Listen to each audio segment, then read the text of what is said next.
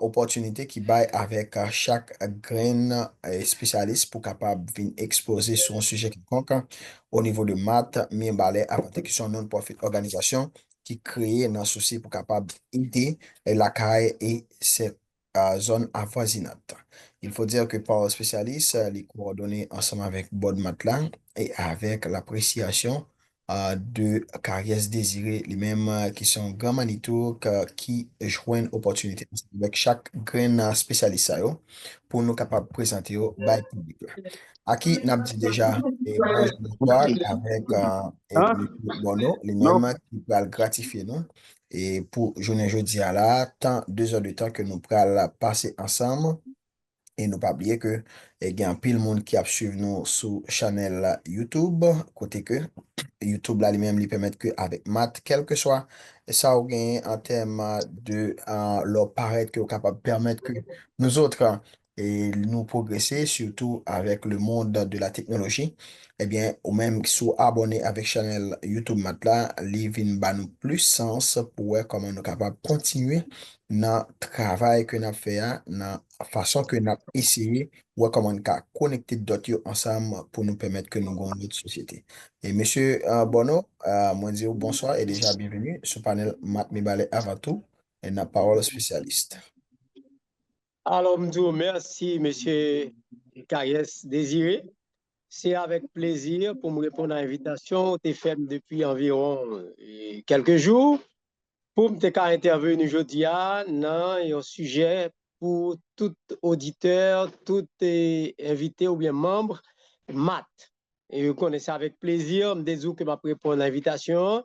Et je dis, je suis content avec vous après-midi là, dans le cadre de l'émission ça, que tu as fait une conférence et de temps en temps, vous recevez des invités. Et je dis, en janvier, c'est tout honneur, je suis fier, je suis très content parce que je suis plus amis balai que communauté haïtienne, notamment qui est à l'étranger, et même ça qui est en Haïti, eh bien, il a réfléchi, il a pensé sur l'avenir de balai et il a regroupé, je crois que c'est de bonne guerre pour me répondre à l'invitation et pour nous faire confiance à jeudi à là.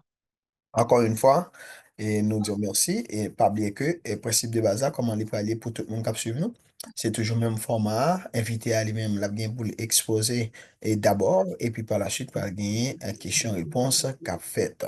Eh bien, déjà, Monsieur Bono, et c'est un plaisir encore une fois nous-mêmes au niveau de Matt Balai avant tout, en tant que non-profit organisation qui a travaillé dans le social et non de la politique. Eh bien, nous disons merci d'être accepté là et ou gain antenne pour capable communiquer ensemble avec nous en fond et en large. D'accord, merci. Alors, son sujet qui préoccupe depuis quelque temps, et non seulement en tant qu'analyste politique, en tant que journaliste, de temps en temps, dans les médias, m'a parlé et n'a commenté sur la descente aux enfers d'Haïti. Maintenant, nous avons prendre avant l'année 2000, mais 2000, dégringolag la vient tellement arrivé dans le point que l'année ça, et nous sommes capables de dire depuis environ 3 ans, nous sentons ce coup-là avec force et nous sentons presque les capables de contribuer à même éliminer nous sous terre ça. Et c'est ça qui fait que nous dit m'intéresser à un sujet pareil. Pourquoi? Disons, comment expliquer la descente aux enfers d'Haïti depuis les années 2000? Alors, si descente là, nous situons l'année 2000, Jean se dit là, c'est parce que dégringolade là vient plus fort de 2000 à 2024. Mais descente là, nous sommes capables de dire, il commencé un petit peu depuis les années, après les années 80.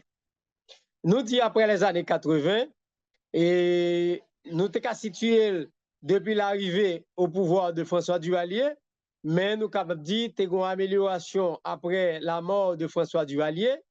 Eh bien, le Jean-Claude Duvalier est monté au pouvoir en 71, eh bien, et le pays a fait 1 an à regarder l'évolution de Jean-Claude, et de 1972 à 1982, le pays a connaît 10 ans de croissance économique. Voilà pourquoi nous va prendre depuis le règne de François Duvalier. Mais nous gardons une décennie de croissance de 1972 à 1982 pays a marché bien et nous fait 6 ans dans un taux de croissance de 6% l'an. Ça veut dire que non seulement l'économie a marché, mais elle tape marché à une grande vitesse. Lorsqu'un pays fait 6 ans de croissance continue et taux de croissance à 6%, c'est que dans tout espace dans l'économie, dans différentes branches dans l'économie, le pays a marché bien. Que ce soit dans l'industrie, que ce soit dans le tourisme, que ce soit dans la production de biens et services, et dans différents autres aspects, le pays a marché. Voilà la raison qui fait nous situer la descente aux enfers à partir des années 2000. Pas oublier que Jean-Claude Duvalier allé en 1986. Nous pourrons connaître une grande période de turbulence et de transition de 86 à 90. En 90, nous pourrons gagner des élections générales et qui pourront permettre nous pourrons élire le prêtre Jean-Bertrand Aristide au pouvoir. Et bien, il pourra élu, nous pourrons un parlement qui a monté et 7 mois après, nous pourrons prendre un coup d'État. Maintenant, le coup d'État, ça va mener nous à un embargo. Et depuis lors, le pays a connaître ça un ensemble de missions internationales. Mais à partir des années 2000, descente aux enfers pour le caractériser par turbulence politique, insécurité et situation pour venir tellement grave que nous allons gagner des missions de maintien de la paix.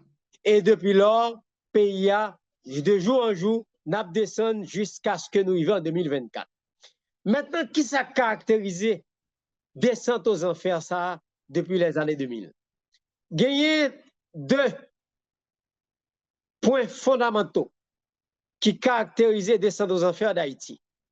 D'abord, c'est la mauvaise gouvernance, c'est-à-dire tous ceux qui nous ont dirigés de 1900, capable de situer de 1980, mais en mettant à 2000, de 2000 à 2024, c'est la catastrophe en matière de gouvernance.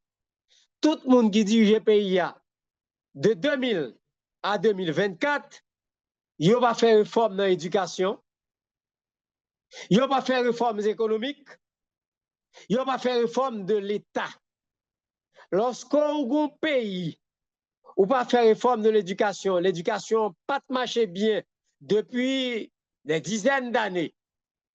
L'économie était sur la grabat depuis environ une trentaine d'années et l'État a fonctionné dans une situation difficile, eh bien, voilà raison qui fait nous dit que gagner deux facteurs fondamentaux qui étaient caractérisés la descente aux enfers d'Haïti, c'est la mauvaise gouvernance, parce que tous ceux qui nous ont dirigés étaient des incompétents. Non seulement le pouvoir, au niveau du pouvoir exécutif, pas aucun progrès qui fait dans le pays de 2000 jusqu'à 2024, le président qui arrive au pouvoir, là, pas incompétent, même si on nomme un chef de gouvernement, au cabinet ministériel, pas de progrès fait. Une fois pas de progrès, c'est-à-dire c'est la mauvaise gouvernance. Et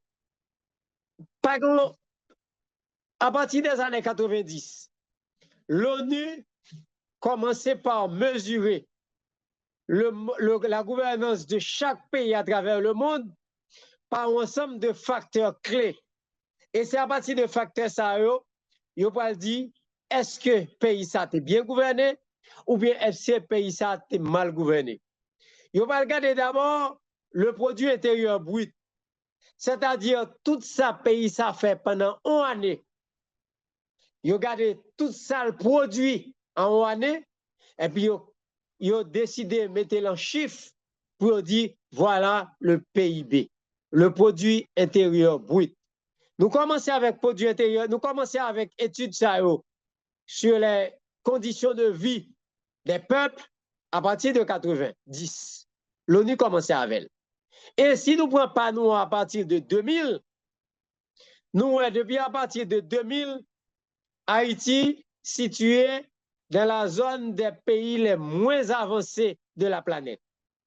Et à chaque année que a calculé le niveau de vie des peuples, les Haïti pas dans 25 pays qui sont pauvres, Haïti parmi les 24 ou les 30 pays les plus pauvres. Parce que pour calculer, ils calculent d'abord le produit intérieur brut. Qui ça pays a fait pendant une année? Et puis pour dire que, eh bien, pays ça, mais revenu pendant une année. Haïti toujours un revenu qui est plus bas parmi tous les autres pays de l'Amérique.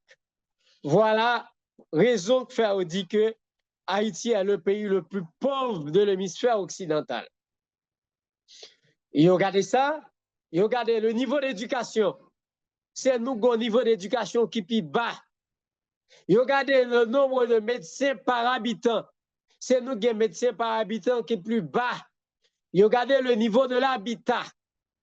Et là, on fait calcul général là, Haïti est le pays le moins avancé de l'Occident, c'est-à-dire de l'Amérique en général. Par conséquent, Haïti, c'est le seul PMA de l'Amérique. Par conséquent, Haïti, c'est très mal classé depuis environ, nous sommes capables de dire, depuis l'année 2000. Maintenant, nous te dit c'est la mauvaise gouvernance qui mène nous là. Mais ce n'est pas la mauvaise gouvernance seulement. C'est-à-dire, moun kap dirige l'État, le président, le Premier ministre et les ministres, et aussi le Parlement. Pendant ces 20 dernières années, le Parlement secoué par un ensemble de scandales. Toute législature qui est montée et les sénateurs élus, là nous calculons par exemple moyenne de loi votée par an, et là nous calculons parmi les autres pays de la Caraïbe, nous, c'est nous-mêmes qui avons taux de production qui est bas. Seule année, Haïti a un taux de production qui pas mal au point de vue législatif, c'était la 48e législature. C'est-à-dire les députés qui étaient élus dans l'année 2006, qui fait de 2006 à 2010, avec les sénateurs qui étaient élus même année en 2006. C'est-à-dire qui était un niveau de production qui était plus ou moins égalé avec les autres pays de la région. Ça, c'est la mauvaise gouvernance qui caractérisait tout ça. Ça, c'est le premier facteur. Nous avons aussi un deuxième facteur, pas des moindres, qui est co-responsable de la situation tragique dans laquelle se trouve Haïti depuis les années 2000. C'est l'ingérence américaine. L'ingérence américaine n'a pas commencé dans l'année 2000. Là, nous calculons tout ça États-Unis fait, Haïti, de 1981 à 2000, eh bien, ils viennent coïncider, ils viennent gonfler en 2000 et ils viennent rendre que Haïti vienne, avec la mauvaise gouvernance, le pays le plus mal classé de la région. En 1981, Haïti était la première destination touristique de la Caraïbe. Touristes qu'on a venu Port-au-Prince, touristes qu'on a venu au Cap-Haïtien. C'était deux zones privilégiées des touristes depuis les années 70. D'abord, depuis 1949, que le président estimé après inaugurer le bicentenaire de Port-au-Prince, il était fait une grande exposition en 1949. Il était invité en pile pays. Et c'est là ça, Haïti a commencé avec le tourisme. Et pendant ma gloire, tu as célébré le 150e de l'indépendance en 1954, touristes envahissent toute la capitale haïtienne. Mais à partir de l'arrivée au pouvoir en 57 de Duvalier, les troubles politiques de 57, 58, 59, à partir de 60, touristes pas venus en Haïti encore. Maintenant, avec l'arrivée au pouvoir de Jean-Claude Duvalier en 71 et avec l'ouverture du pays par les nouvelles autorités, touristes commencent à venir, Haïti go l'autre air, Jean-Claude Duvalier fait discours, il dit que il est ouvert au tourisme, il est ouvert à l'investissement. Touristes commencent à venir en Haïti, particulièrement Port-au-Prince. Et 72, 73, 74, touristes ont envahi au Cap Haïtien. 2 bateaux de touristes viennent au Cap Haïtien. Ils viennent lundi, ils viennent mercredi. Et les touristes envahissent la ville du Cap à Montepinlo. Et au Cap, il y a une croissance comme deuxième ville du pays avec le tourisme. Maintenant, touristes représentent presque entre 15 et 18% du PIB jusque dans les années 82-83. Maintenant, en 81, États-Unis, après avoir découvert les premiers cas du sida en 79-80, en 81, les États-Unis fait, mettons, groupe d'experts pour chercher l'origine du sida. Experts ont imaginé que les Haïtiens qui allaient étudier au Congo et notamment dans les autres pays d'Afrique dans les années 60, et que lorsque les États-Unis commençaient à recevoir des professeurs français dans les années 70-75, et ces professeurs qui quittaient le Congo et d'autres pays d'Afrique, qui étaient dans un rapport sexuel avec des animaux, les États-Unis estimaient pour ça, ça prend sida, ils prennent maladie, ça, ils viennent transmettre aux États-Unis. Mais c'était en façon pour aviler Haïti, et depuis lors, Haïti pour perdu le marché du tourisme. Les États-Unis disent c'est Haïti qui va sida. Eh bien, cette décision malhonnête, raciste des États-Unis pour avoir des conséquences graves sur l'économie haïtienne, notamment sur le tourisme. Depuis lors, Haïti n'a pas recevoir tourisme à partir de 85. Malgré sa sortie en 82, à partir de 83, le tourisme a diminué. 84, l'a diminué. 85, Haïti n'a pas recevoir tourisme encore. Mais premier facteur qui pourra commencer à dégrader l'économie haïtienne. C'est un manque à gagner pour Haïti. Et j'aime te dire, le tourisme représente entre 15 à 18% du PIB. Maintenant, lorsque vous ne pas gagner le tourisme encore à partir de 1985, eh bien, ça vient un manque à gagner pour le PIB haïtien. Maintenant, ça, c'est son première conséquence. Deuxième conséquence, les États-Unis pour mettre bâton dans rouge Jean-Claude Duvalier depuis en 1981. Pour dire libéraliser le commerce. Jean-Claude pour résister pour capable permettre que tout produit rentre en Haïti. Jean-Claude pas d'accord. Finalement, Jean-Claude commence à libéraliser le commerce, l'autre graduellement. Il va accepter que conseil de produits étrangers, même là que nous fabriquons localement, rentrer. Et la décennie qui était prospère, 72-82, Haïti a fait presque un pile produit que nous besoin pour nous utile consommer, Haïti a fait. Haïti a un ensemble d'entreprises qui a fait soulier.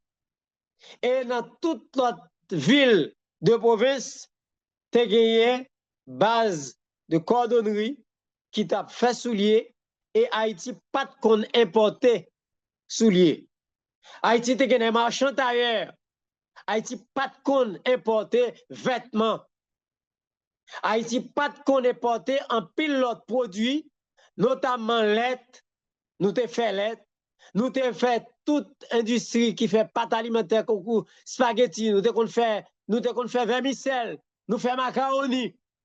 C'est-à-dire tous les produits, une bonne partie des produits de première nécessité, et l'agriculture haïtienne est florissante. Nous avons exporté café, cacao à l'étranger. Maintenant, les États-Unis, avec toute décision, ça va la prendre pour demander à Haïti libéraliser le commerce. Eh bien, à partir de 86, par le ministre de l'économie, le style de la Tour, qui pourra ouvrir les ports de province au commerce extérieur. Et pour ça, il ne va pas l'ouvrir pour Haïti exporter, mais c'est pour Haïti importer. Haïti, dès qu'on fait l'huile, il qu'on fait Mantec Saint-Marc. T'es une usine à Mantec à Saint-Marc. Nous avons deux usines qui fait l'huile. Haïti te produit en pile bien localement. Eh bien, nous avons quatre usines qui t'a produit sucre. Yon au Cap-Haïtien, Wesh. Yon Asco, Port-au-Prince. Au troisième, Léogane. Et au quatrième, la centrale sucrière du Sud. Ça en partie. Haïti a au total 91 usines que les États-Unis pourraient forcer avec le Fonds monétaire, ils pourraient forcer les différents gouvernements qui se sont succédés de 1986 à 2000, ils pourraient le fermer. Et Haïti pourrait fermer toute production ça que nous avons fait qui te permet que l'économie haïtienne t'est arrivée à un taux de croissance qui te permet que nous te vivions normalement. Maintenant, de 86 à 90, Haïti pourrait passer dans une transition démocratique. De coup d'État en coup d'État, un seul gouvernement qui pourrait monter, c'est le gouvernement de l'Esti Maniga. Maniga pourrait l'élu dans des conditions difficiles avec une élection qui a avorté en 87 et l'élection va faire en 88, en janvier 88. Et Maniga pourrait monter président avec une élection qui était boycottée par une bonne partie de la population. Mais pendant 4 mois et quelques jours que Maniga pas le faire au pouvoir, Maniga a montré qu'il était l'homme qu'il faut pour le pays. Mais malheureusement, étant donné que Maniga est élu dans de mauvaises conditions, la population n'a pas. Après le coup d'État contre Maniga, la population n'a pas manifesté. Et nous allons passer deux autres coups d'État encore. Coup d'État contre Nanfi et coup d'État contre, et pour tentative de coup d'État contre Prosper Avril. Et Prosper Avril pour l'oublier démissionner en 90, qui pourra permettre que Ertatou va faire élection et Jean-Maître Aristide pour élu président. Voilà en gros ça qui a caractérisé 4 ans de transition. Ça. Maintenant, pendant 4 ans, ça, le Fonds monétaire a mis bâton dans le gouvernement ça, pour fermer l'usine. En pile usine fermée. Et de de 86 à 2000, 91 usines fermées dans le pays d'Haïti. Toute production confondue. Et à partir de 91, Haïti parle élu, mais Jean là, tout gouvernement qui est monté pendant toute période, gagnent les uns plus incompétents que les autres. Pas gagnent qui arrivait ni réformer l'éducation, ni réformer l'économie, ni réformer l'État. C'est-à-dire l'État continue avec une structure désuète. Pas oublier que la première réforme de l'administration était faite en 82 sous Jean-Claude Duvalier. Et là, Jean-Claude a fait réforme en 82. Réforme ça a été coltée par une performance économique pendant 10 ans. Et réforme ça a été coltée bien avec l'économie qui tape marché pour mettre l'ordre dans l'État. Mais après réforme ça, eh bien, tout notre gouvernement qui passe après et Simoniga, il n'a pas occupé en rien dans la réforme ça qui a fait en 82. Par exemple, qui simple. Réforme 82 a été venue avec deux lois fondamentales. La loi sur l'administration centrale de l'État. Et la deuxième loi, c'est la loi. Et la deuxième loi, c'est la loi sur la fonction publique. Deux lois ça te permettent que, en 1982, il y a un monde qui a entré dans la fonction publique ou fait pour entrer sur le concours, même si le concours n'a pas été respecté à 100%. Et deuxièmement, deuxième loi, c'est la loi sur l'administration centrale qui régit le fonctionnement de l'État. Avant loi ça, pas de jamais une loi qui régit le fonctionnement de l'État. L'État est fonctionné n'importe comment et puis, vous pouvez voir que pour gagner l'ordre à partir de réforme 82. Ou alors, par exemple, vous pouvez classer les institutions de l'État par ordre, pour gagner les organismes autonomes d'État, les organismes déconcentrés de l'État, les établissements publics de l'État, et bien, tout pour régir par un ensemble de lois, chaque organisme autonome d'État pour régir par une loi qui pourra le créer, et loi ça pourra le prévoir, et loi ça pourra prévoir au sein de chaque organisme autonome d'État, eh bien, il pourra gagner la donne sous tête li, une institution qui pourra le permettre que l'institution ça fonctionne bien, un conseil d'administration.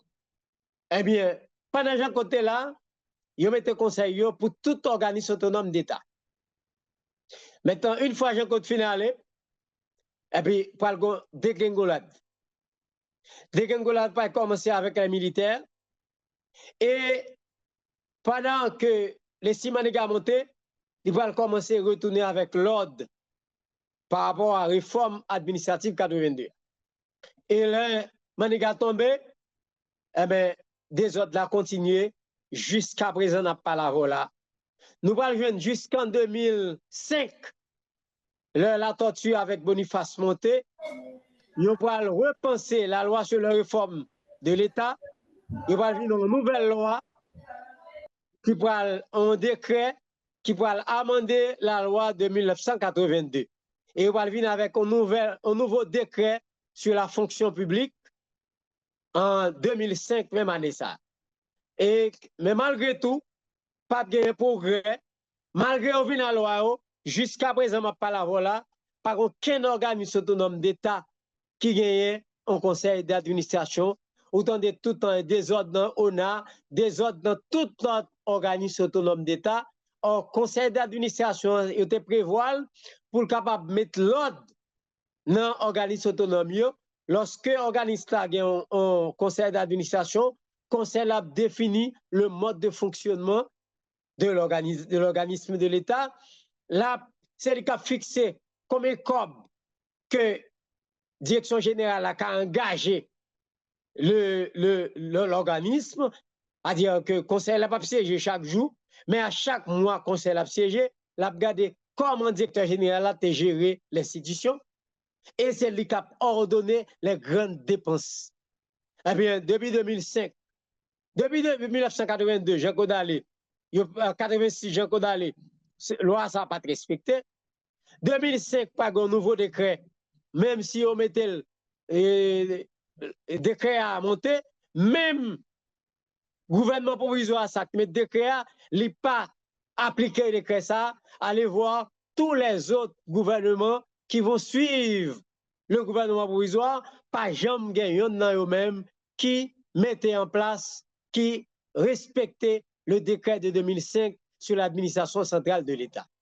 Voilà en gros comment l'État a marché sous béquille, il va faire réforme dans l'État du tout, et loi ça qui prévoit la réforme, eh bien, il va jamais faire rien. Mais maintenant, pas oublier, je dit, nous avons deux causes fondamentales qui caractérisaient la descente aux enfers. C'était d'abord la mauvaise gouvernance et ceux qui nous ont dirigés, et ensuite l'ingérence américaine. Nous avons dit, l'ingérence, ça a commencé par une première décision que tu prends pour dire Haïtien Baïsida. Deuxième décision pour permettre que craser toute entreprise d'État, ou permettre que pour dire usine, l'État est mauvais gestionnaire, et puis fermer. Et puis, depuis 86, il commence à fermer jusqu'à 2000, par la troisième décision. Troisième décision, il prend en 1995. Côté que Bill Clinton, pour exiger Aristide pour retourner en 1994, il pourrait dire, on va retourner, mais à condition pour entrer comme membre dans l'OMC. C'est l'Organisation mondiale du commerce. Et l'on finit d'entrer dans l'OMC, pour entrer, il faut une nouvelle loi sur tarif douanier. Qui ça tarif douanier? Tarif douanier, tout pays a une loi sur tarif douanier. C'est-à-dire, c'est loi ça qui permet que ou protéger la production la caille. C'est-à-dire, si on sac du riz à vendre, par exemple, 20 dollars américains la caillou, pour protéger la production du riz, ou mettez, par exemple, Haïti, qu'on mettait 50% de taxes sur les produits agricoles. Par exemple, on prend l'exemple du riz. L'on sac du riz qu'on a vendu 20 dollars américains en Haïti, eh bien, Haïti mettait 50% de la valeur marchande du prix du riz. Comme prix du riz a été vendu 20 dollars, et là, on peut ton sac du riz à l'étranger, et on va payer 30 dollars. Alors que sur le marché mondial, sac du riz a vendu 20 à 22 dollars. Eh bien, là, ça, il a découragé l'importation du riz. Tous les autres produits agricoles, eh bien, tarif douanier haïtien, te mettait jusqu'à de 40 à 50%. C'est ainsi que barrière douanière, ça, te protégeait la production agricole. Eh bien, en 1995, Bill Clinton exigeait Aristide prendre loi ça. Depuis Aristide fin prendre loi ça, eh bien, c'est le marché libre. Haïti devient le seul pays de l'Amérique que tout pays capable de produire agricoles viennent vendre en Haïti. Et non seulement les produits agricoles, mais tout notre bien, manufacture et autres, il n'y a pas le payer. Haïti passe de 50% à 3%, 4%. Et puis tout produit pour l'envahir Haïti, et puis l'agriculture Haïti pour traverser un mauvais moment, ou pour les avocats dominicains vendent en Haïti, les oranges dominicains vendent en Haïti, pour Miami à rentrer, du riz Miami à rentrer. Eh bien, tout produit va rentrer et va écraser la production locale. Haïti a un début d'industrialisation jusque dans les années 98-99. À partir des années 2000, on va voir un pile d'industrie en Haïti pour le fermer porte. L'huilerie haïtienne pour le fermer, l'huilerie nationale pour le fermer, l'usine Amantec de Brent pour le fermer, l'usine Amantec qui était dans Saint-Marc pour le fermer, Facolef qui était dans Cavaillon pour le fermer, qui était qu'on a produit Famosa, qui était qu'on a produit pâte tomate, qui était qu'on a produit tout type de bagailles que nous avons besoin comme bien. Tout produit ça en Haïti, 91 usines au total pour le fermer. Voilà, en gros, troisième raison, troisième décision États-Unis pour le prendre et qui pour le faire Haïti pour souffrir énormément de décisions ça. Maintenant, depuis lors, non seulement Bill Clinton t'a forcé à Haïti de prendre loi ça, tout notre gouvernement, président monté, pas de qui jamais passé jusqu'à présent loi ça en vigueur. Il va jamais changer. Tandis que nous sommes Trump à peine monté comme président, les États-Unis qui toujours appliquent une politique non interventionniste, et toujours prônent la non-intervention au niveau de l'économie, pour permettre que bien dans tout pays vienne la Kaili, eh bien, je dis, nous entendons ça, Trump dit. Trump dit, il va commencer à taxer les produits canadiens de 20 à 25%, les produits européens de 20 à 25%, les produits chinois jusqu'à 50 et jusqu'à 100%. Voilà, même États-Unis qui crase l'économie nous en 95 parce qu'elle t'a forcé nous baisser les tarifs douaniers nous qui de 50% pour les produits agricoles, il fait nous descendre à 3% à 4%. Je dis à États-Unis pour monter tarif douanier de 25% pour les produits qui sortis en Europe et au Canada et jusqu'à 50% à 100% pour les produits qui viennent de la Chine. Voilà. C'est comme d'azou, les États-Unis étaient cachés qu'on est tombé sous Pointe-Nel.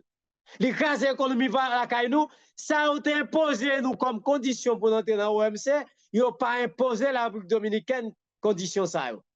Ils ont imposé nous par méchanceté. Et comme Aristide a besoin de retourner, Aristide a accepté les mesures prises, ces mesures. Et depuis lors, l'économie haïtienne en lambeau.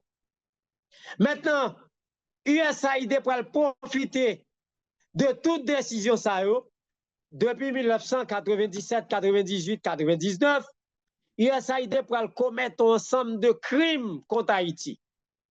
Par exemple, dans ma ville natale, je suis de Plaisance.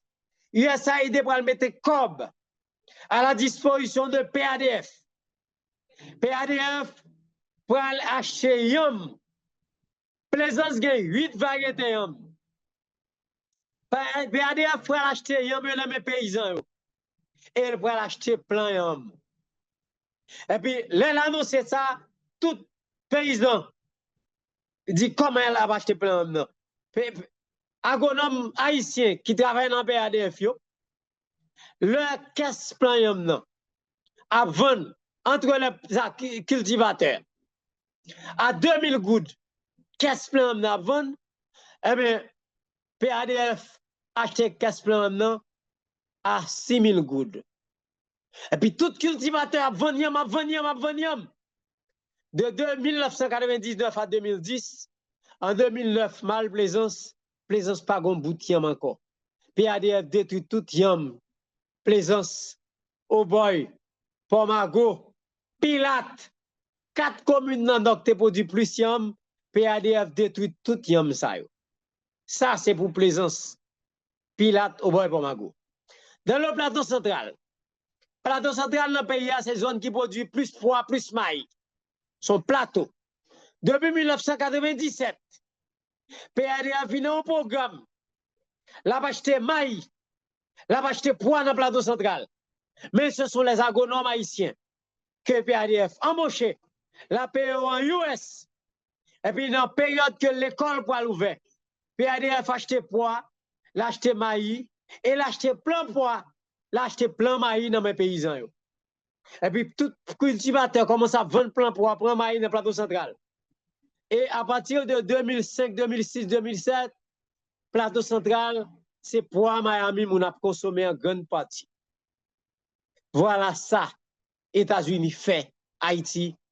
L'homme dit la descente aux enfers d'Haïti, c'est 1, la mauvaise gouvernance, 2, l'ingérence américaine.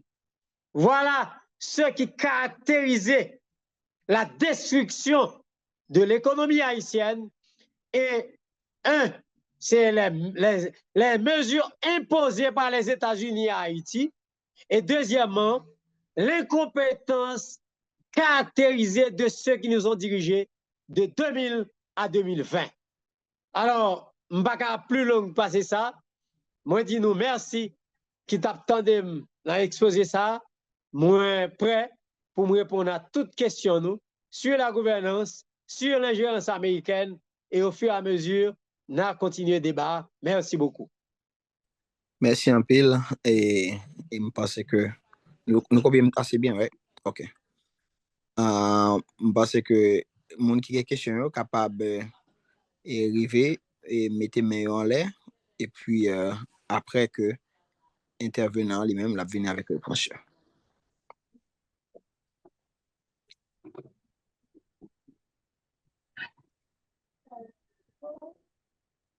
N'importe monde qui gagne, mettez main en l'air et puis par la suite, intervenant lui-même, l'a capable de venir avec réponse.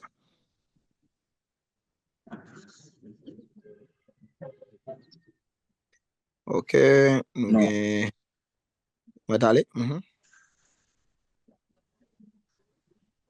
Alors, nous avons un iPhone. iPhone, unmute tout pour capable poser question. Oui, et bonsoir et merci à M. Bono pour bel exposer ça pour nous. Il fait historique, bien que ce soit historique limité dans le temps, et M. t'a expliqué le taux parce que il prend un taux de croissance à partir de Jean-Claude Duvalier, etc. Maintenant, il y a une explication de taux de croissance qui était gagné dans Jean-Claude Duvalier, c'est parce que les États-Unis ont coopéré pour mettre Jean-Claude au pouvoir. Donc, c'est une cause. Tout qui fait que là, on est venu avec Factorio, les manufactures qui étaient gagnées en Haïti. Et moi-même, Gadim, connais un petit peu l'histoire de cette histoire, et très bien. Et en dehors de causes externes, on parlait de gouvernance, on parlait de loi de 1982 au niveau de la fonction publique et réforme qui t'a fait dans la fonction publique, ils ont venu avec et question par voie de concours. Même entrer dans la fonction publique là avant 82, moi carrière tout, nous entré avant 82 dans l'MT fonction publique, c'est la banque. C'est un organisme autonome de l'État. Mais nous sommes entrés avant loi Sahatou par voie de concours. Cela revient à dire que le concours-là, il était daté bien avant ça dans les constitutions antérieures. Et question qui ça lié. Je dis à nous fin fait tout constat ça. Nous-mêmes, nous avons recommandations sur les décisions à prendre pour nous capables de remembrer l'économie et pour nous capables de sortir dans la situation que nous sommes. Donc, quelles sont vos recommandations? Et me félicite une nouvelle fois. Et je vous dis merci également au nom de la maths. Bien que non maths, mais non maths. Donc, je vous dis merci. D'accord, mon frère. D'accord, merci. Et moi, je suis d'accord avec vous, point de vue pour là. Bon, recommandation, c'est que nous sommes dans une situation grave. Et pour nous sortir la donne, premièrement, il faudrait bien que nous ayons un groupe d'hommes. D'abord, qui sont compétents, c'est-à-dire qui sont capables d'arriver au pouvoir, qui sont capables de faire fonctionner l'État. Deuxièmement, il faut être patriote, qui ne peuvent pas arrêter sous dictat États-Unis. Et puis, troisièmement, il faut être honnête.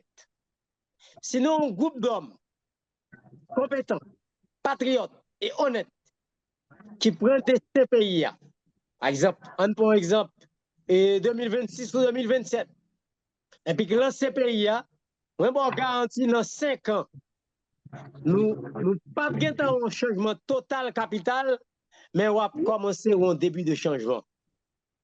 On prend un exemple simple. Qui ça cause Haïti dans l'État? Ça me saute râler pour bloquer l'échéance américaine. Comme on comprend aujourd'hui là, 2/3 du riz que nous avons mangé sorti aux États-Unis, alors que Haïti a fait du riz pour 20 millions d'habitants. Parce que les États-Unis décident que la voie est dure en Haïti, et puis tout gouvernement, personne ne peut retirer la loi sous tarif douanier.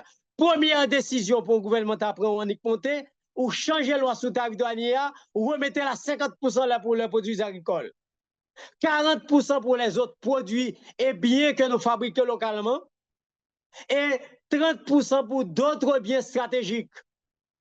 Je garantis, vous commencez à faire comme ça, Haïti va permettre que l'agriculture, pour le booster, par exemple, souvenez avec un projet, où dit en 3 grandes zones et pour planter.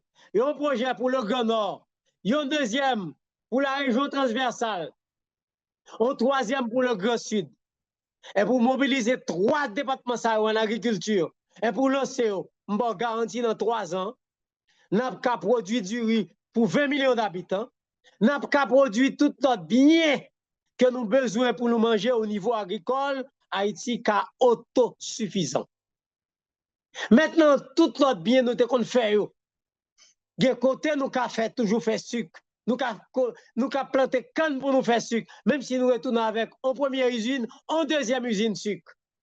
En moins de 2-3 ans, nous avons retourné avec la fabrication du sucre. Je ne vais pas dire tout bien nous avons fait, nous avons retourné avec eux. Mais il y a pile que nous avons retourné avec eux. Et puis, nous commençons à améliorer l'image du pays. Parce qu'il y a une raison qui fait que l'image nous ternit. C'est la mauvaise gouvernance, mais aussi c'est les États-Unis, oui, avec la France et le Canada.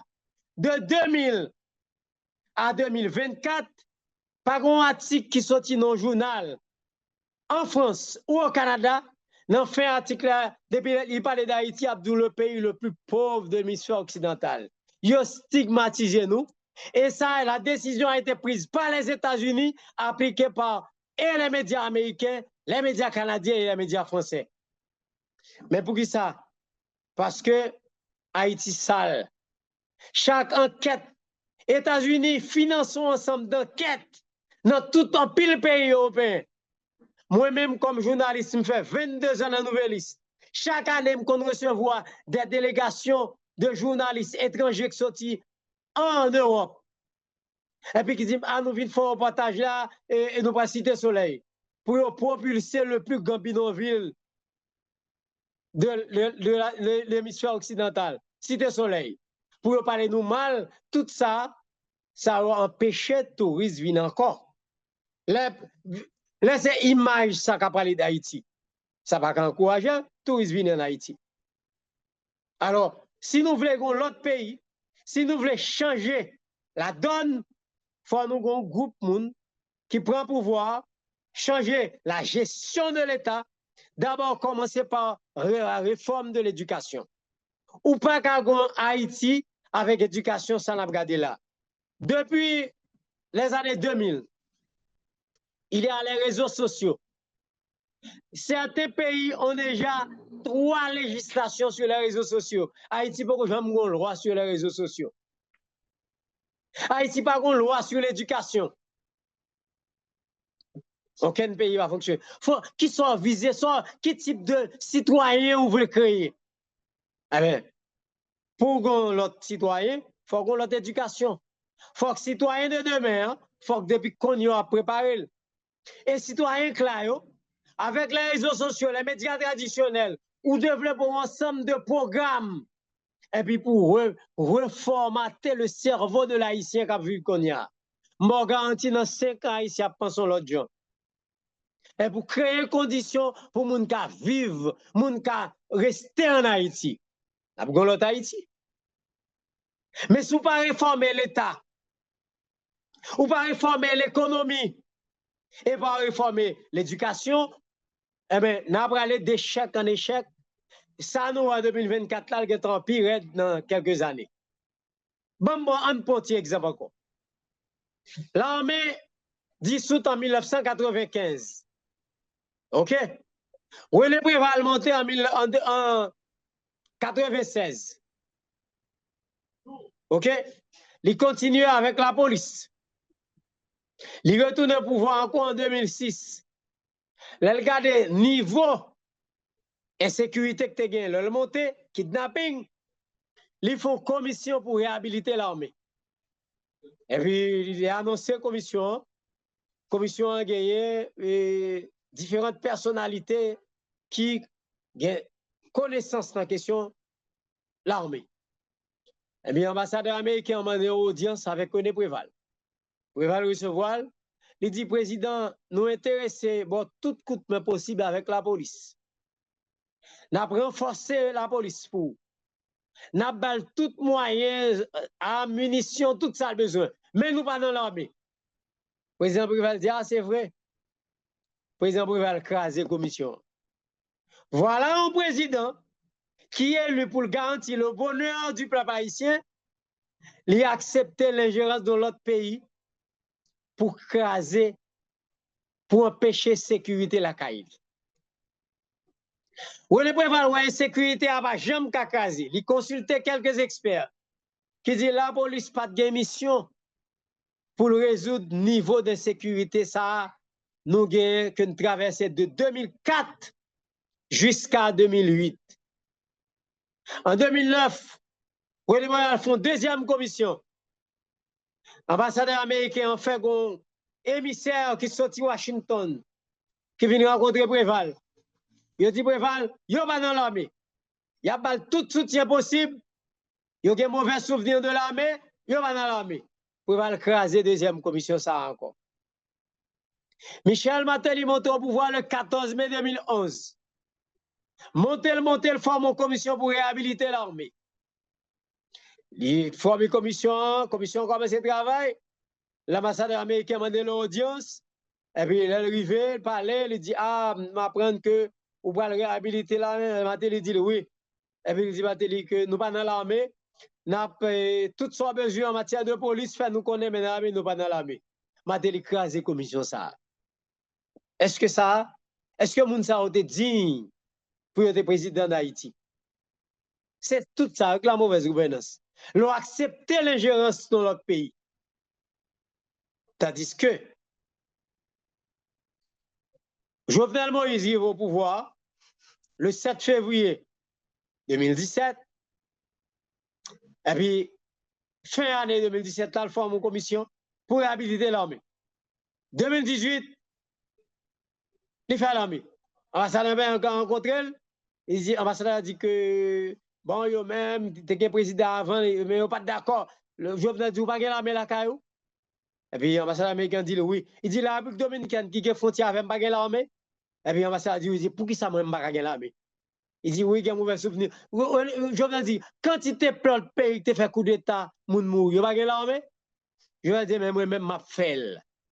Il dit, en tout cas, nous pas financer. Je vais dire, pas de pando pour financer pour moi. Voilà comment débat a fini entre l'ambassadeur américain et Jovenel Moïse. Alors, une deuxième question, s'il vous plaît. Et rapidement, nous allons aller avec Audi. Audi, c'est au l'événement avant, ou capable de mieux tout. Et c'est ça, non? OK. Allez. Alors, bonsoir tout le monde. Vous m'entendez bien?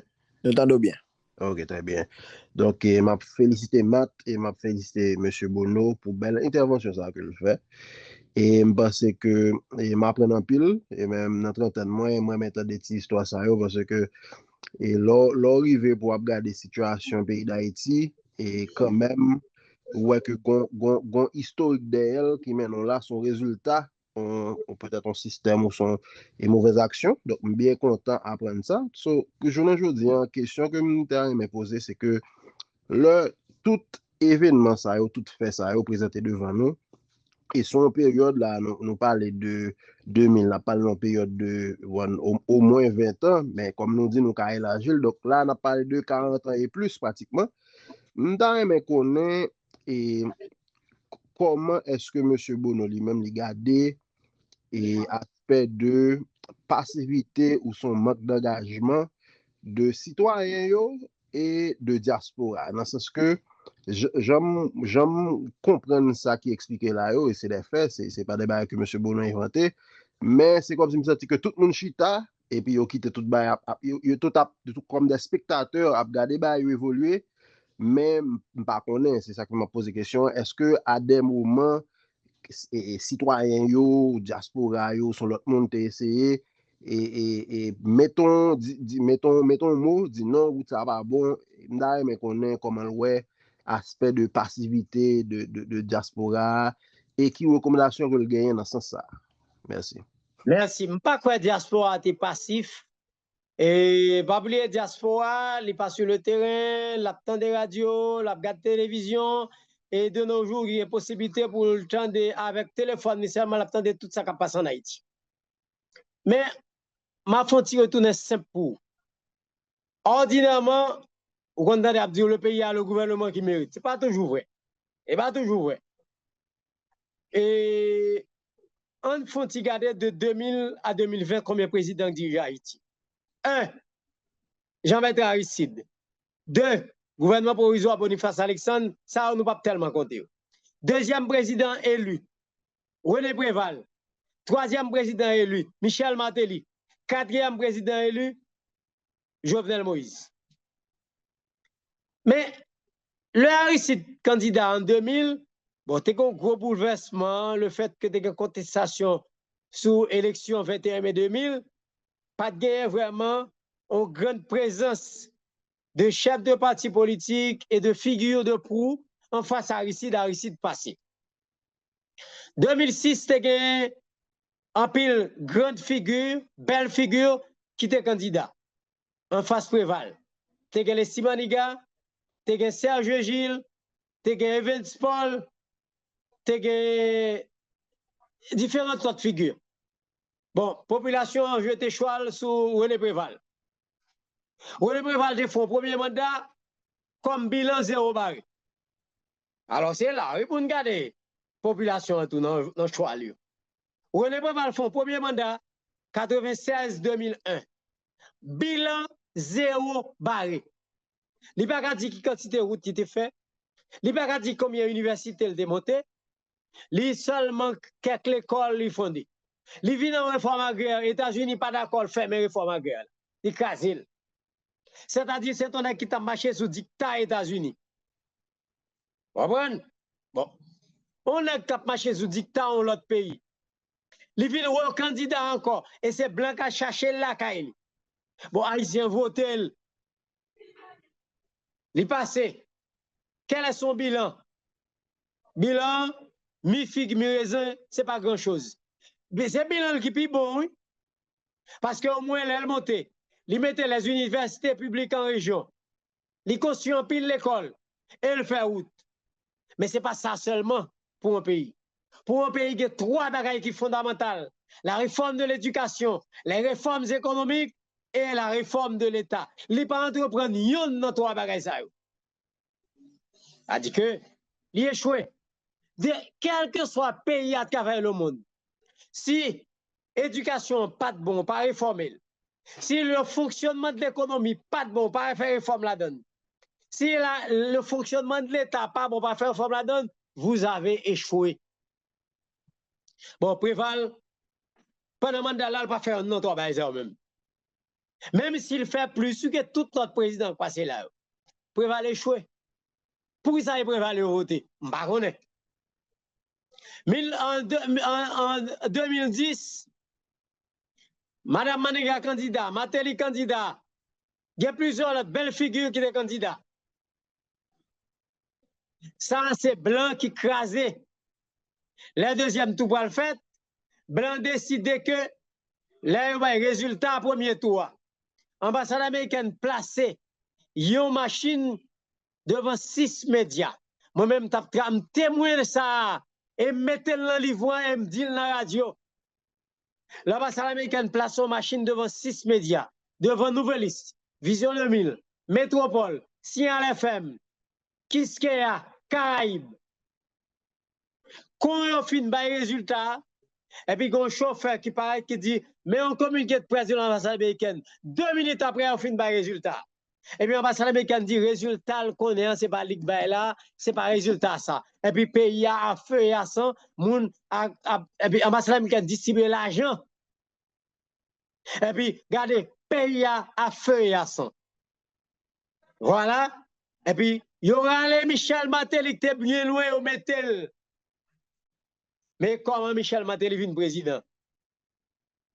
Là qu'on y a Edmond Muller qui était chef de l'ONU en Haïti, là le Préval, il dit Préval comme ça que bon, j'ai pays, est-ce que la il a préparé avion pour lui dire que c'est pas ça, oui, non, tout pour mener nos thèmes. Laisse le monde à tirer, ouais, au mener nos thèmes.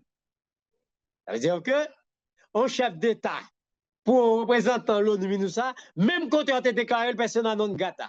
Mais est-ce que Préval te gagné toute l'attitude ou bien force pour lever ça? Je ne sais pas. Il va te faire. Et puis c'est comme ça, il mettait Matéli président. L'autre élection encore. Jovenel Moïse candidat. Samuel Madistin candidat.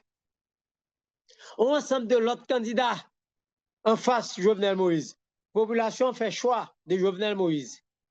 Est-ce qu'elle était meilleur candidat? Je ne dis ça. Sans aucune connaissance de l'État. Sauf ton entrepreneur. Haïtien voté. Il vient président. Quel est son résultat? Même si, même quand elle montait un an après, on a dit 1 an, 5 mois après, l'opposition déclenche un mouvement contre Jovenel. Mais en termes de programme, il n'y a pas de programme.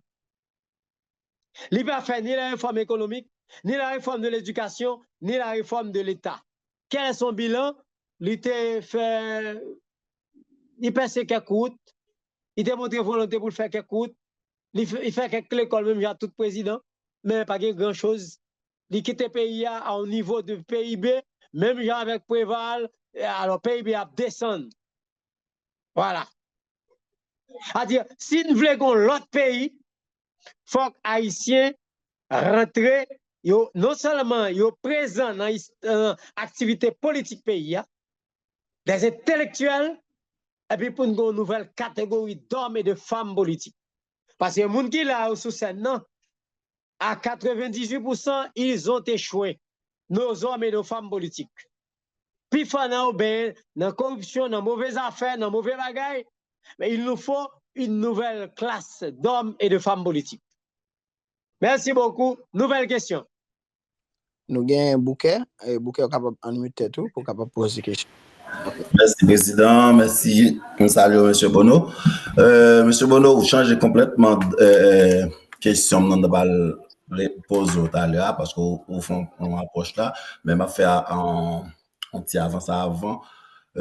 Sur question OMC, m'a fait élaborer dans le sens que est-ce que OMC, est-ce que c'est pas un faux problème que nous attaquer en termes de agriculture ou autre parce que nous avons regardé dans le monde qu'on a penché vers une demande de produits biologiques bio qui est sans additifs, sans OMG, qui s'est modifié génétiquement. Ça veut dire qu'il a cherché ça. Ça veut dire Haïti est capable ça. Même si yo même nous envahi nous nous fait pour te nous nous fait pour te ça c'est et M. Bono, dernière fois que je fais avec 6 médias qu'on a annoncé, qu'on dit là, qui ça t'est arrivé. Est-ce qu'on pas c'est journaliste ou c'est journaliste? Est-ce qu'on pas accusé tout comme journaliste parce que là nous prenons tout ça, nous reprenons Préval, nous reprenons l'autre parce que l'éducation, journaliste santé à coquinéo à pouvoir à tout ça que pas de là-dedans. Est-ce que c'est pas ça? Est-ce que pas déborder? Est-ce que pas de faire travail? C'était ça. OK, question rien de volet pour MCA et Haïti pas jamais membre OMC. Et puis Bill Clinton demandé le faut l'entrer dans OMC. Et il a pas l'entrer dans OMC ou imposer la loi sur ta douanier. Alors Bill Clinton préparé avec OMC, on prépare une équipe et puis on imposer Haïti conditions ça en pile l'autre pays qui a entré dans OMC, on va imposer ça. On va imposer Haïti ça. Maintenant, question 6 médias opposés, c'est parce que ça fait me parler de ça, c'est parce que le jour des résultats, il était 9h15, nouvelle liste après 12 janvier, nouvelle liste pas de casé dans le centre. Mais pour tout le monde, peur, building dans 3 étages, tout le monde peur, dit, ah, il ne pas pour si comme notre secousse, bon, nouvelle liste montée dans le local que gagne Pétionville, propriétaire à gagner. Depuis là, nous dans le local là. Et puis, l'élection 2010, l'élection a été prise au Pétionville. Et puis, là, moi, 9h15, je vois les résultats. Comme de presque fin de journal là, c'est uniquement un résultat nous tapons. Et puis, il me dit, Monsieur Duval, ah, comme ou là, ou m'a fait suivi dernier article ça, que Robertson Alphonse pour le faire sous résultat. Moi-même, comme m'habite Delma, et m'a bralé, ou a fin de journal. Il dit, ah, pas de problème, on va aller. Et puis, c'est comme ça. Je suis sorti dans le paquet nouvelle ça, je descends, je suis sorti mal là quand même. Et puis là, je regarde à côté paquet non mon gros fait dans l'ambassade américaine. Et puis, je me dis, il y a un message. Et puis, je retourne, je fais bac. Et puis, je me dis, Duval, ah, je suis retrouvé 20 américains, gros 20 ambassadeurs, à côté paquet nouvelle ça. J'ai l'impression, gros message là, tant pour venir nous, je ne comprends pas. Duval dit, me dit oui. Mon intuition ça. Et puis vraiment, 25 minutes après, et puis, il y a pas de résultat, même quand tu fais un résultat, moi, chauffeur apparaît, bonsoir monsieur, me dit bonsoir, et dit, ah, on communique de presse de l'ambassade américaine, puis me recevoir. Là, je finis de recevoir, je les 3-4 autres médias pour me dire, est-ce que nous recevons un communiqué de presse de l'ambassade américaine? Je dis, oui, nous faisons recevoir. Et puis, quand on dit, moi, on vient. Moi, les amis du Caraïbe disent, nous avons tout prêt à là. Moi, l'autre média, Vision de Milieu dit, oui, nous avons campé là, tout prêt dans impasse là, tout prêt. C'est alors que moi, je compte devant chaque média, ça a été en machine d'ambassade américaine. Je dis que là, c'est pour montrer, oui, comment l'ambassade là est impliquée pour craser l'élection. Mais ce qui a trait à fonctionnement médias par rapport au pouvoir, bon, ça, au niveau de la presse, il y a ce qu'on appelle les tendances. Il y a des médias toujours pro-gouvernemental. Il y a des médias qui étaient toujours dans l'opposition. Et il y a des médias tous c'est pendant le gouvernement monté ou dans l'opposition. Et il y a des médias qui toujours gardent une certaine indépendance. Également, pas mettre tous les médias dans le même panier, même pas mettre tous les journalistes dans le même panier. Vous comprenez? C'est comme ça la presse fonctionnait. dans tous les pays, il y a des médias indépendants, il y a des médias pro-gouvernemental, il y a des médias terrain droit indépendants. Mais le gouvernement monte, le gouvernement tellement bal moyen, le gouvernement achète, il vient nos médias pro-gouvernemental. Tandis que le gouvernement n'a pas de jambe pro-gouvernemental. Il y a des médias qui sont dans l'opposition. Et puis un gouvernement qui répond à la philosophie parlementaire, et puis il vient pro-gouvernemental. Il y a des médias tout qui étaient pour un gouvernement qui était là déjà, et puis quand un nouveau gouvernement monté qui ne répond à la philosophie, et puis il est dans l'opposition. Ça veut dire que tous les médias n'ont pas la même philosophie. Égal, sauf il y a des médias qui sont indépendants, toujours été indépendants. Par exemple, je ne pas voir fleur pour le Nouvelliste, non. Je fais 22 ans Nouvelliste pas de jambe anti aucun gouvernement. Nouvelliste pas de jambe pro aucun gouvernement. Nouvelliste toujours gardons certaine indépendance. Vous comprenez? Et au cas où peut-être un gouvernement Nouvelliste sorti quelques dossiers plus que l'autre. Mais Nouvelliste pas jamais à voir fleur pour un gouvernement et puis pour le cas dans l'autre gouvernement, non. Nouvelliste pas qu'on fait ça. Il y a fait ça. Ok. Bien avant que nous passions avec Histoire, et on a une question que m'a posée, parce que ouais, c'est noté pour moi, et M. Bon, et puis par la suite, nous avons Histoire la parole. Et question, c'est par la suite de questions les que l'ambassade américaine, à peu près, il y a 6 veines devant les médias. Alors, ça m'a demandé, c'est que où est l'haïtianité chez médias ça pour qui ça? C'est que si nous connaissons que l'ambassade américaine li simple juste en ambassade et qui a une relation diplomatique avec Haïti, so le fait que nous pouvons communiquer que nous lisons d'abord avant que nous publions, est-ce que nous pas poser nos questions en tant que Haïtiens, nous là pour nous protéger le pays plus que nous mettons le pays sur mauvais rail. Pour qui ça? C'est que l'ambassade américaine pas qu'à bailler résultat d'élection. L'ambassade américaine pas gain droit pour la dire que n'est pas d'accord avec tel résultat. Le fait que nous-mêmes nous connaissons qui rôle que le gagne et n'a pas j'arrête par rapport avec soit que là nous sortions un article pour nous dire mais ça le dit soit que pour nous dans radio pour nous dire que l'ambassade américaine dit est-ce que nous pas pratiquer la sous-sonnerie et côté que nous oublier ça nous capable de l'importance de l'haïtianité dans un pays côté nous supposons toujours garder grand monde tête non. So ouais c'est noter pour moi et puis par la suite John Nestor lui-même qui était mettait main en l'air pour capable en mettre tête pour poser question. D'accord, merci. Alors ça m'a dit dans ça un communiqué de presse est un communiqué de presse. La presse vive de nouvelles. La presse fonctionne sur base d'informations, c'est-à-dire tout ça vient comme fait et comme nouvelle. Tout ça est constaté et tout ça qui vient venir comme fait divers. Voilà comment fonctionnent les médias. Dans certains pays, l'ambassade ne peut pas permettre un communiqué de presse après résultat aux élections. Et si les gouvernements qui se sont succédés prennent des dispositions pour empêcher et que l'ambassade ne peut pas un communiqué de presse comme ça, la presse ne peut pas passer.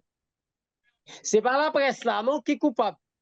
Le fait que les communiqués, c'est le gouvernement qui baille trop de latitude aux missions diplomatiques à l'étranger, qui est établi en Haïti. Ouais, jusqu'à avant 1989, pas d'aucune ambassade qui te convoie une note de presse, ni communiqué de presse dans aucun média. Depuis en 1989, l'ambassadeur américain Alvin P. Adams rentré en Haïti. Depuis là, elle a rentré et c'était pour la première fois que l'ambassade américaine t'a invité, médias, tout le monde t'a saisi dans une conférence de presse dans l'aéroport international Maïgate. Tout le monde saisi. Parce que moi, j'ai fait première expérience pour la radio anti. Et puis, nous recevons un communiqué de presse qui invite tous les médias dans une conférence de presse dans l'aéroport. Tous les médias étaient saisis parce que ce n'était pas dans l'habitude des ambassades. Et pour nous, l'ambassade a invité nous dans une conférence de presse. Tout média saisi, mais tous les médias voient les journalistes dans l'aéroport. Et puis là, Alvin P. Adams fait crier dans l'aéroport. Et puis il entre dans le salon diplomatique. Et puis il dit salut à tous les journalistes qui étaient là. Il dit content, journalistes sont venus. et pour une conférence, il est content, il dit, mesdames, messieurs les journalistes, et je ne vais pas être long. Je vais vous dire, bourrique chargé, pas campé. Mais toi, mots dit, bourrique chargé, pas campé. Et puis, il dit, mais c'est fini, merci. Tout le monde dit, mais c'est quoi, c'est la conférence? Il dit oui. Et puis, c'était Van t'a ouvri. Que tout ambassadeur, pour parler jusqu'à ce que l'ambassade américaine ait un porte-parole pendant le coup d'État. Un porte-parole. Depuis lors, tout ambassadeur, mais spécialement l'ambassadeur américain, rarement canadien, rarement français, par les gens anglais, ils ont invité du jour, ce qu'on dit dans le pays pas eux. Mais ce n'est pas la presse qui est responsable. C'est le gouvernement qui est responsable. La presse n'a pas de responsabilité. Je vais vous dire ce qui s'est passé en 2008. L'ambassadeur Gilles Bernier venait d'arriver comme ambassadeur du Canada en Haïti. Monsieur Pierre Maniga Jr. est un rédacteur en chef du Nouvelliste. Le secrétariat de l'ambassadeur a appelé au Nouvelliste. On voudrait parler à monsieur Pierre Maniga comme rédacteur en chef. Il transfère l'appel là dans le bureau Pierre Maniga. Et puis, un attaché de presse dans l'ambassade là, il dit salut monsieur Maniga gentiment. Il dit Maniga, l'ambassadeur Gilles Bernier, qui vient de remettre sa lettre de créance au président René Préval, aimerait bien donner une interview au Nouvelliste. Vous savez ce que M. Maniga lui a répondu? Monsieur le chargé, le responsable de presse, au Nouvelliste, c'est nous qui décidons quand il y a lieu d'interroger un ambassadeur. Mais ce n'est pas l'ambassadeur de nous faire dire qu'il voudrait bien donner une interview. Puis l'attaché de presse a dit, monsieur Maniga, merci Bono, excusez-nous. Voilà comment a été la réponse de Pierre Maniga comme rédacteur en chef. C'est pour vous donner en partie raison, parce que dans aucun pays sérieux, la presse pas doit inviter l'ambassadeur à venir parler. Ambassadeur hello, eh bien, on va dire, ambassadeur, pour l'inviter du jour, eh bien, vous refusez. C'est ça, l'éthique, c'est ça. Mais depuis 1989, où un ambassadeur dans tous les médias, c'est invité du jour. Même après, chez Pierre Maniga, on a vu ça au Nouvelliste, l'ambassadeur, ça fait une interview avec l'ambassadeur. Mais parce que Pierre Maniga était rédacteur en chef, ça va être qu'on fait. Ça va être qu'on fait. C'est pour une bonne raison que ça dit. C'est pour une bonne raison que ça dit. Mais ce n'est pas direct. La presse n'a pas de responsabilité. Mais le premier responsable, c'est le gouvernement. Comment l'ambassadeur décide de parler du salvé, vous le communiqué de presse, inviter moun? Où est le ministre des Affaires étrangères? C'est où le ministre des Affaires étrangères, oui?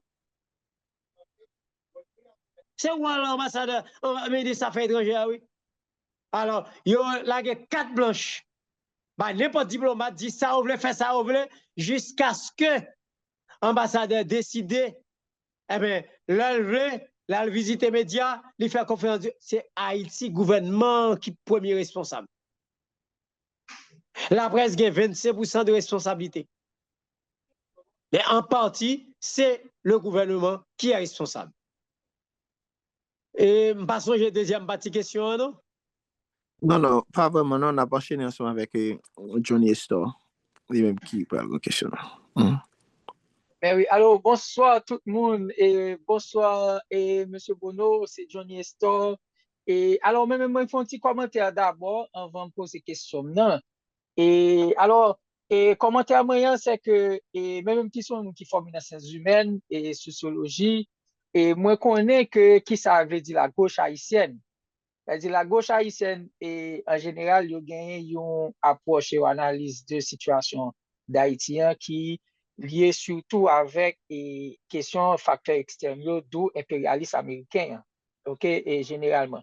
Mais approche gauche haïtienne que me peut trouver la caillou et li surtout basé li sur et aspect et conjoncturel crise haïtienne, ok, qui montre par exemple et jodi an industrie fermée à partir du programme néolibéral la privatisation et OMC mais après ça il pas expliqué que comment faire un pilote pays qui entre et dans le programme ça il pas aussi victime que pays d'Haïti tant que République dominicaine tant que Chili ils rentré dans le programme ça yo néolibéral privatisation j'ai de bail ça yo mais yo adapté l'économie en façon telle que ce titre.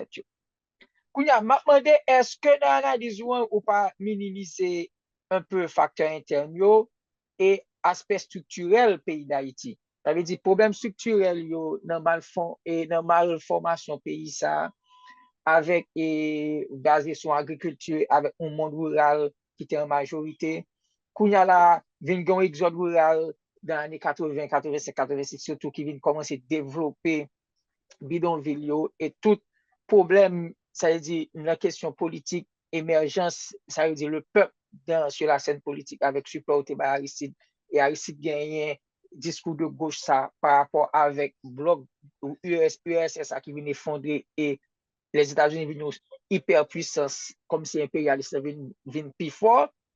Donc, est-ce que gagner dans l'approche et comment on capable évaluer facteur interne, facteur structurel dans ça qui privé nous dans descente aux enfers là. Parce que pour moi, dans l'approche pas maintenant, exode rural là, développement bidonville, vient craser système social Haïti te gagne en vent avec un monde rural à 80% et un monde urbain minimal avec l'État qui était surtout ouais pour lui gérer le monde urbain, mettre l'école, mettre courant, mettre l'hôpital pour oublier le monde rural là. Donc, le en pile paysans venus dans la ville, Kounia, vient augmenter besoin pour logement, besoin pour travail, besoin pour l'école, pour santé, pour nettoyage. Oui, parce que nous, dans après 85-86, il y a des niveaux de fatra, de saleté qui marchent avec l'exode rural ça.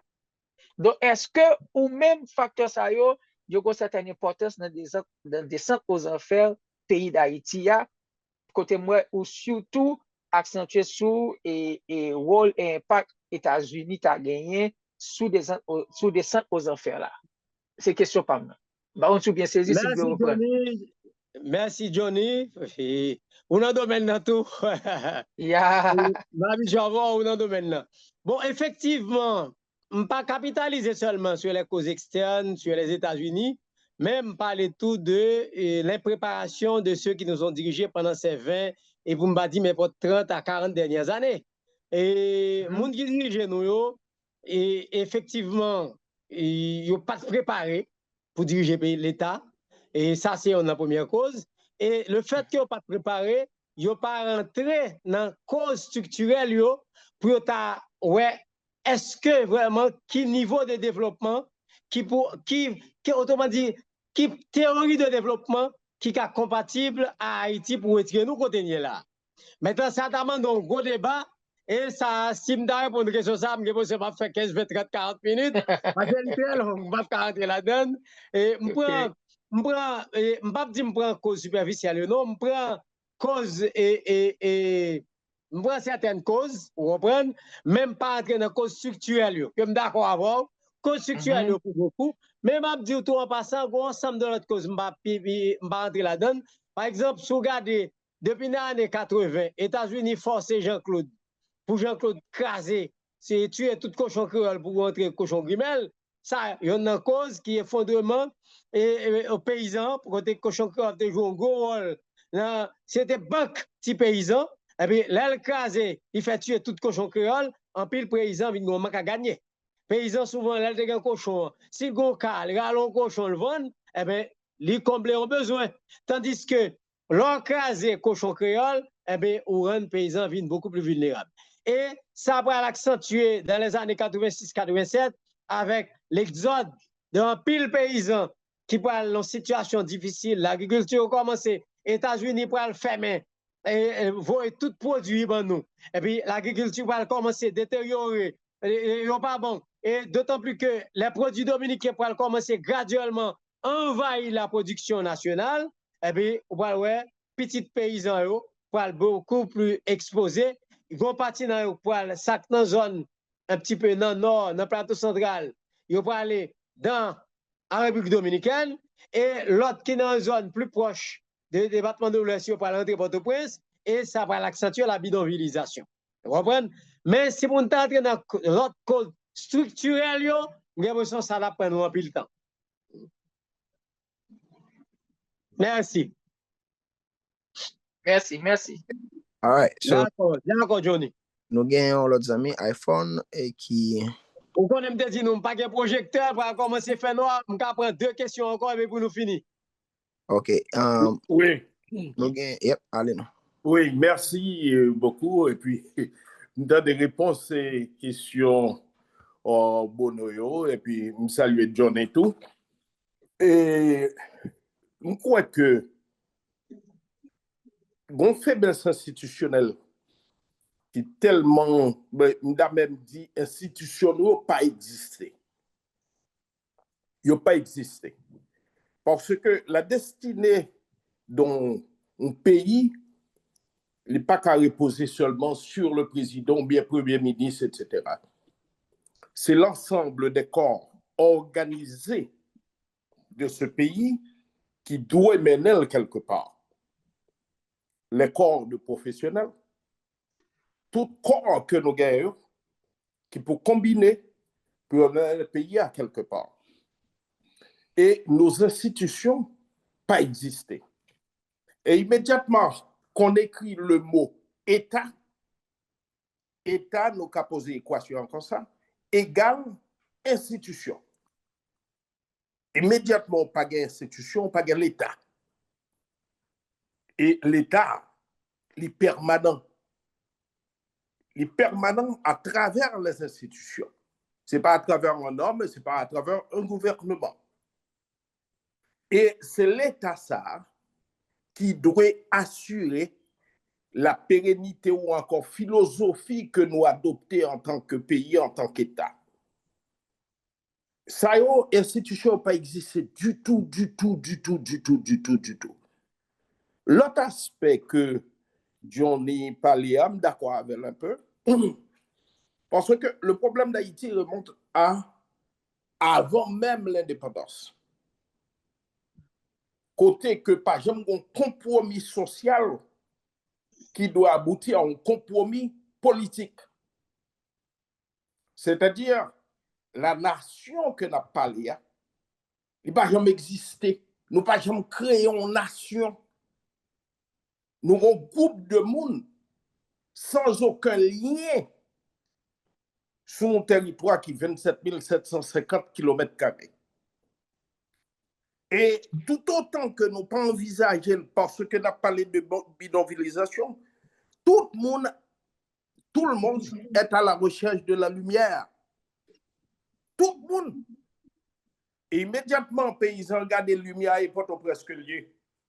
Il vient de la lumière tout. Il regarde c'est au cap, lumière, il saute plaisance, là au cap. Parce que nous faisons planification pour le pays. Nous faisons planification pour nos villes, côté nous sortir en tant que citadins. Moi-même, je crois que, comme on dit, c'est un gros débat tout à fait. Oui, il faut faire un gros débat sur ça. Gros débat, parce que jusqu'à présent, et Constitution 87, là, tu prévoit pile l'institution, il n'y a pas une qui crée. Ça, c'est une.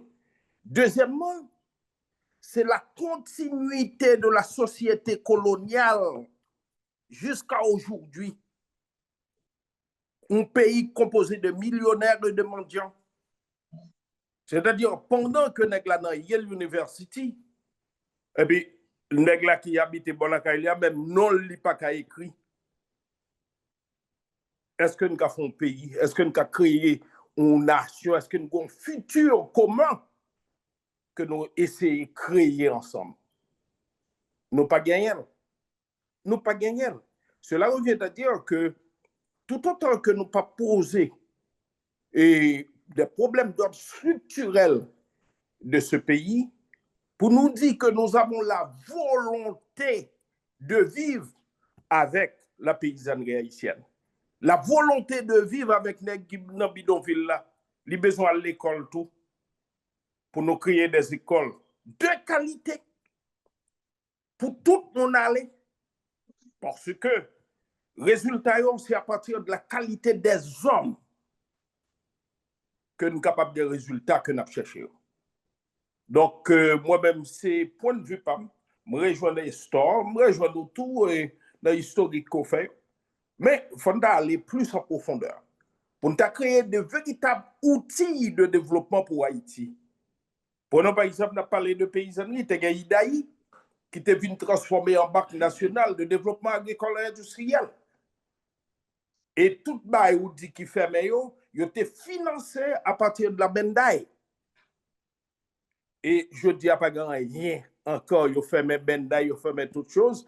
Tout instrument, tout outil de développement que nous avons gagné pour nous développer Haïti, nous n'avons pas créé. Donc, moi-même, c'est point de vue PAM. Et il faut nous gros débat qu'on parle, et mon ami Bono, faut nous faire. Faut nous faire. Et ce n'est pas débat pour débat, non. Débat pour mettre des structures en place, des structures de développement en place et avec une capacité pour l'intervenir sur tout le territoire national. Merci. Alors, moi, entièrement d'accord avec l'idée. Ça dit que depuis l'État ou l'institution, moi, mon exemple, c'est pas bon. Et depuis l'institution ou le roi, je dis à la, si je dis que le ministère de la Justice et de la Sécurité publique, avant le ministère de la Justice, depuis après que vous créé la police nationale en 1995, eh bien, vous mettez le ministère de la Justice comme ministère de tutelle de la police nationale. Or, dès pour changer nos institutions, mission a changé, il faut une nouvelle loi organique. Jusqu'à présent, la loi organique du ministère de la Justice sont loi datée de Jean-Claude Duvalier. Alors, moto, au début dit État, faut dire institution. Toutes, à part quelques rares exceptions, des ministères que nous avons là, eh bien, ils ont créé depuis sous Jean-Claude Duvalier. Ou bien ont été réformés sous Jean-Claude Duvalier. Qui ça, le gouvernement, ça passé là où tu as fait? Quand juriste qui travaille avec eux, quand spécialiste en administration qui travaille avec eux, quand des parlements différents et législatures qui montent, sénateurs, députés, qui ça où tu as fait comme travail? Ça veut dire que c'est pour moto. Là, nous dit que l'État faillit. C'est tout type de monde qui était dans tête l'État, qui t'a fait le roi préparé. Pour que ça pas jamais forcer le gouvernement. Le Premier ministre a passé dans le Parlement. Premier soir Mandel, on va voter budget pour le ministère de la Condition féminine. Où est la loi?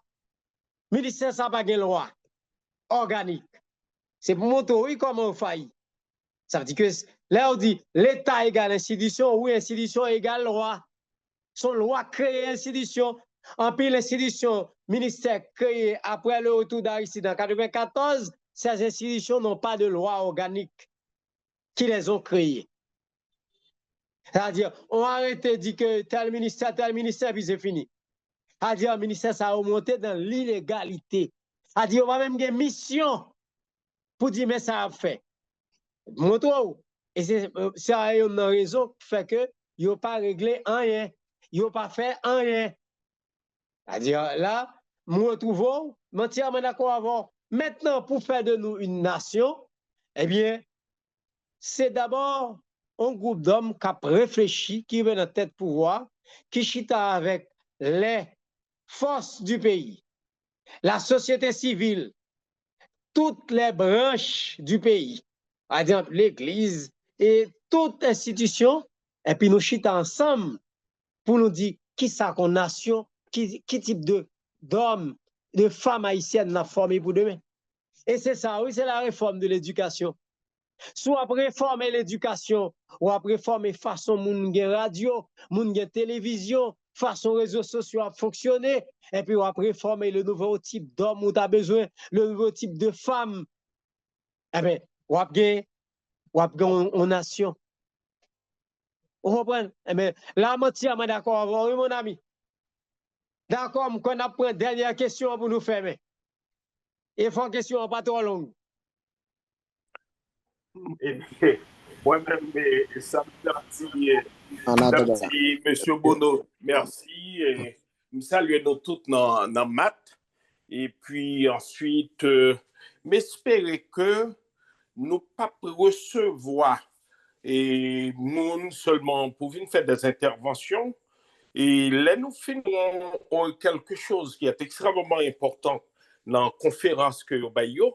Faut nous être capable d'incarner idée ça yo dans série de projets pour ne pas camper, n'a patiner sur place. Parce que idéa, c'est bien, mais il faut nous capable d'incarner idéa. Non, projet est capable national, il est capable régional, il est capable mis en balai, bien que nous disons c'est maths avant tout, et c'est mis en balai avant tout. Mais moi-même, on horizon beaucoup plus large encore.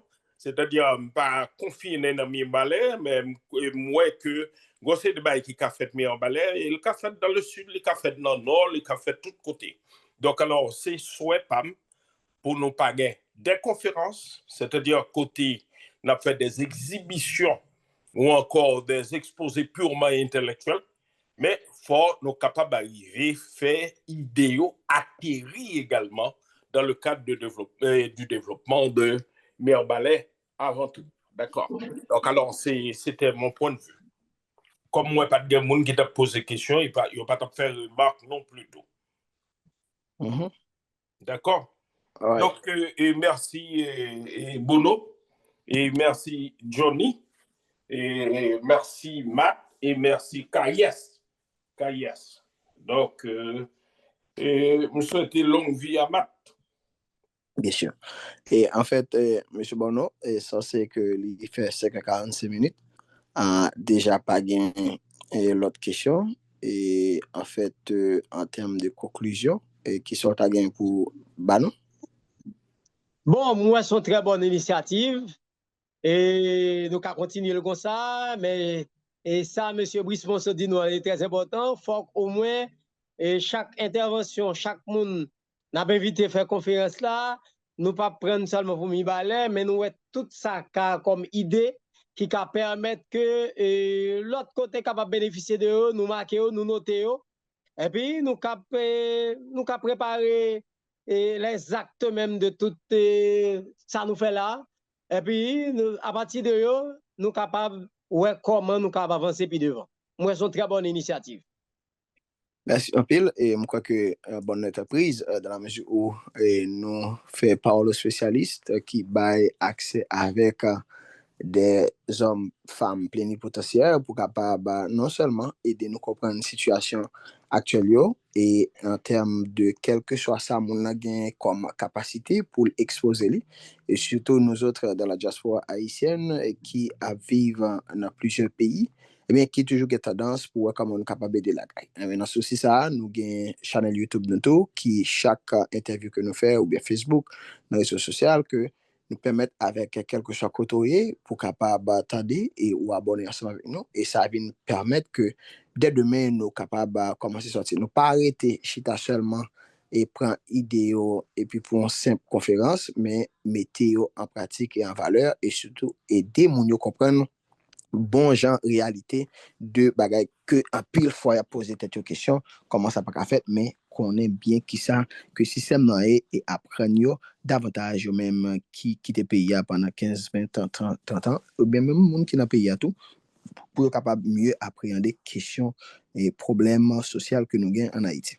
Alors par le spécialiste plus prochain rendez-vous c'est pour là dans date 19 janvier cap venir là pour notre prochain invité et c'est toujours avec coordination de Kayes Désiré lui-même qui fait que nous joignons des mondes au niveau de la société haïtienne qui est venu exposer pour nous et nous croyons que nous continuons à faire ça, nous continuons à lutter et en tant que non-profit organisation qui a évolué au niveau de Mirbalais avant tout et nous c'est juste capable de dire un petit un morceau dans l'élément qui commençait et qui a bourgeonné, qui a permis qu'avec Répartition et nous sommes capables déjà nous répondre par rapport avec le pays d'Haïti. Il n'est pas forcément pour l'autre côté, c'est Mibalé avant tout, mais il doit pas avant tout, ou bien l'autre au Cap avant tout.